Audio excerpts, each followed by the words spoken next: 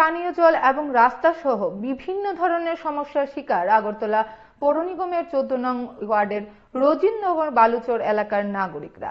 সাংবাদিকদের মুখোমুখি হয়ে তারা এলাকার মানুষরা নানান সমস্যার কথা জানান।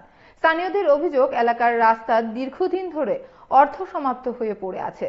পানীয় জলের ব্যবস্থা বলতে শুধুমাত্র একটি টিউবওয়েল, এমনকি বড় ড্রেন না থাকায় বর্ষাকালে গোটা এলাকা জলমগ্ন হয়। কর্পোরেটর স্নিগ্ধা দেবদাস এই বিষয়ে অবগত থাকলেও এলাকার উন্নয়নের ব্যাপারে নাকি কোনো খোঁজ খবর নেন না বলে অভিযোগ এলাকাবাসীর।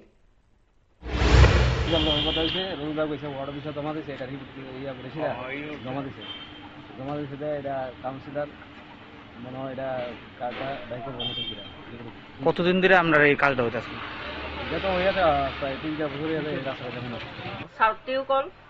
সাপ্লাইয়ের কোনো ব্যবস্থাই নাই। না, কাউন্সিলর জানিয়েছিলেন নি? কাউন্সিলর জানিয়েছেন নি সব ব্যাপারে? জানা হয়েছে, না দিলে কিছু করার নাই। কত পরিবার আছেন এদিকে? এদিকে আমরা 25 পরিবার আছি। 25 পরিবারে কি মানে টিউবওয়েল জল দেওয়া খেতেছেন? আমরা একটু সবাই টিউবওয়েল জল খাই, আমরা স্নান করি, সব করি আমরা। মাঠের ভিতর উদ্যোগ জল হয়, ঘরে তো কোনো লাভই নাই। কেরে কেন যাইয়া জায়গা নাই, জল দেওয়ার জায়গা নাই। আচ্ছা, জায়গা না থাকলে জলটা যাইব কই দিয়া? যার কারণে ওই জল সুবা খাওয়ানো লাগে, যাই থাকে স্কুল।